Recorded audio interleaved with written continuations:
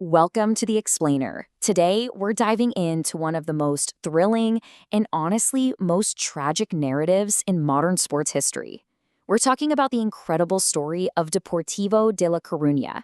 I want you to just picture your local small-town team suddenly conquering Europe, right? Literally toppling the absolute giants of the sport. But then, you find out the whole entire thing was built on this incredibly fragile house of cards. It's the ultimate Icarus story. To fly that high, this modest club had to build wings out of some seriously dangerous financial mechanisms. And let me tell you, the fallout was absolutely spectacular. To really wrap your head around the sheer magnitude of what this club actually achieved, we kind of have to set the scene first.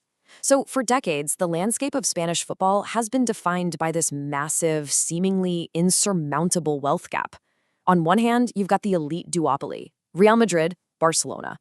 These are global juggernauts with mind-boggling resources, able to just buy the best talent on planet Earth. And then, on the other hand, you have these proud, modest clubs rooted in working-class neighborhoods. Think of a team like Rayo Vallecano in Madrid. For these smaller clubs, just surviving and staying in the top tier, that's a major victory. The idea of one of them actually winning the league championship? No way. That was a dream that seemed statistically and financially impossible. But that impossible dream actually became a staggering reality, and it's all thanks to our central figure, Augusto César Lendoiro. Now, Lendoiro is such a fascinating character because he wasn't your typical billionaire oil tycoon or some massive hedge fund manager. He was a lawyer, a local politician. In fact, get this, he actually cut his teeth in sports administration by turning an amateur roller hockey team into champions. Roller hockey? It sounds completely absurd.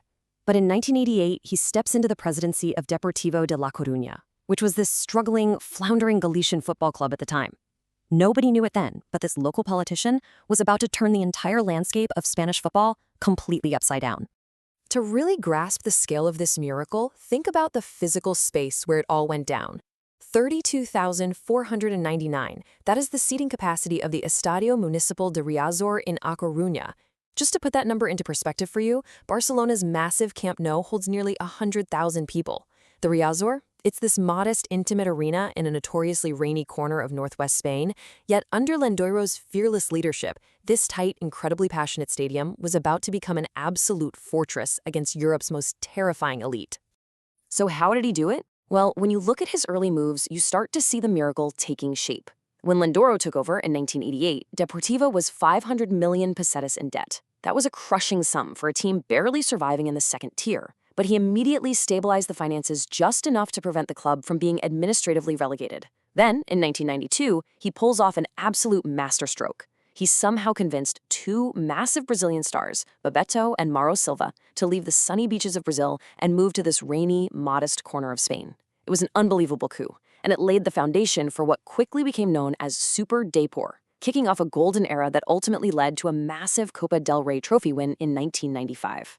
Fast forward a bit, and by the 1999-2000 season, the absolute peak of this squad-building experiment had arrived.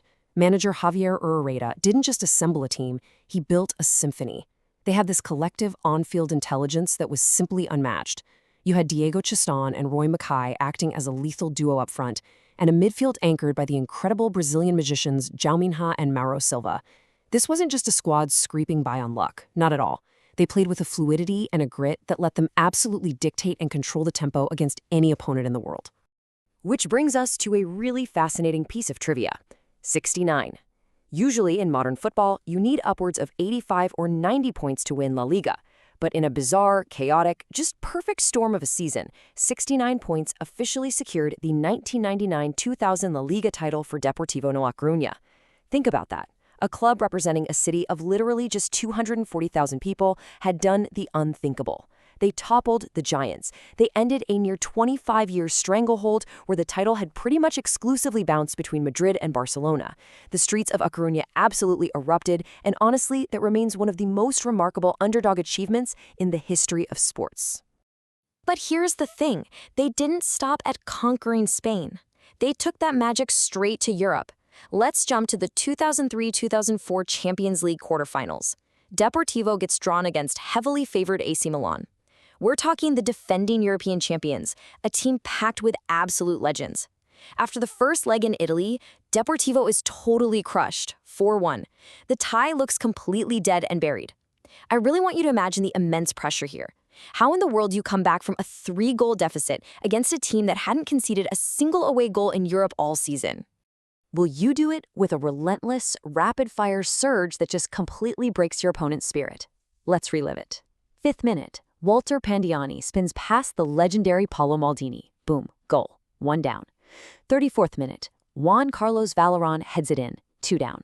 44th minute, right before the half, Albert Luque capitalizes on a defensive error and rockets it into the net. Suddenly, it's 3-0. And then, the ultimate dagger. In the 76th minute, club captain Fran volleys home the 4th. Deportivo wins the second leg 4-0, advancing 5-4 on aggregate.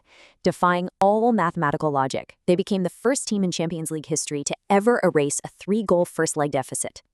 Just listen to the reaction from AC Milan's legendary manager Carlo Ancelotti. The guy was completely shell-shocked. He openly admitted it was hard to even explain the defeat. That single night brilliantly captures the absolute zenith of the Super Depor era. They didn't just scrape past the defending champions, they utterly dismantled them. Advancing to the Champions League semifinals cemented their status as a true European powerhouse. They had literally reached the sun. But you know how the story goes. Gravity always wins. And this is where our narrative takes a really dark, devastating pivot. Because underneath all of that unparalleled sporting glory, hidden beneath the shiny trophies and those magical European nights, lay a disastrous, ticking time bomb of an administrative reality. The bill, as they say, was finally coming due. Because the true villain of this story, it wasn't a rival team on the pitch, it was the math. By late 2012, the financial strain was just impossible to hide anymore. Lendoiro publicly admitted to anxious shareholders that the club was in debt to the tune of 98.7 million euros. That alone is a terrifying number. But the reality? Actually, it was much, much worse. Just a month later, when the club was finally forced to file for insolvency, court-appointed administrators opened the books and uncovered the staggering truth. The real debt was actually 156.34 million euros. And the scariest part of all that? A massive 94 million of it was owed directly to the tax authorities. So you're probably wondering, how does a discrepancy that massive even happen? The answer is a little trick financial experts later called accounting makeup. Look at the 2007-2008 season. It's the perfect example of this illusion. Officially, they're smiling for the cameras, reporting a tidy €144,000 profit to the public. Everything looks totally fine, right? But behind closed doors, when the actual numbers were corrected during the insolvency process, it revealed a real loss of €1.5 million for that year alone, which was hiding a massive negative equity of nearly €30 million. The club was secretly bleeding dry while projecting total absolute stability. How did management pull off an illusion like that for so long? They used very specific, highly risky accounting artifices. I mean, they were literally counting fictitious future income in their current operating budgets just to balance the books. They capitalized youth training costs, which, by the way, is strictly prohibited. And worst of all, they simply ignored massive unpaid tax withholdings dating all the way back to 2004. By continually rolling these numbers over, they basically ignored auditor warnings and legally dodged the required dissolution of the club for years. They kept the beautiful dream alive, but entirely on borrowed time. But eventually, the music has to stop. The club's debt just kept swelling, eventually peaking at an astronomical 160 million euros. The weight was simply too much to bear. In January 2013, Deportivo was forced to file for voluntary insolvency. The backlash was immense. By December of that year, facing intense pressure from the very same fans who once idolized him, Lendoiro withdrew his candidacy for re-election. In January 2014, he officially resigned. It brought a really bitter, humiliating end to a 25-year reign that had brought the city both its absolute greatest joys and its deepest despair. Now, the fallout, naturally, didn't just end with his resignation. In 2015, furious minority shareholders accused Lendoiro of severe financial irregularities, sparking a formal investigation into alleged corporate crimes and falsifying accounts. It's a pretty complex legal chapter, but it is super important to note the objective legal conclusion here. After years of lengthy proceedings and deep audits, the judge and prosecutor ultimately archived the case in 2018. Lendoiro was completely acquitted without a trial due to insufficient evidence of criminal conduct. Yet, even though he avoided criminal charges, the financial autopsy left absolutely no room for doubt about the administrative damage. The court-appointed insolvency administrators gave this devastating final assessment. They flat out describe the club's administration as a mode of management disconnected from reality, reckless, and misguided. It's an incredibly sobering summary of the catastrophic financial decisions that really defined Lendoro's later years. Decisions that prioritized fleeting sporting glory over basic arithmetic and nearly erased a historic club from existence entirely. Which leaves us with a truly complicated legacy and a really provocative question I want you to chew on today. Is the ultimate price of sporting immortality worth a devastating financial collapse? Augusto César Lendoiro gave a modest city unparalleled magic. I mean, he ended the Spanish duopoly. He shocked the entirety of Europe. He gave fans memories they will literally cherish for lifetimes. But the crushing debt he left behind almost destroyed the club completely, plunging them into years of darkness. It's such a fascinating, deeply human debate on the true cost of unbridled ambition. Thank you so much for joining me for this explainer, and I absolutely can't wait to dive into our next topic with you.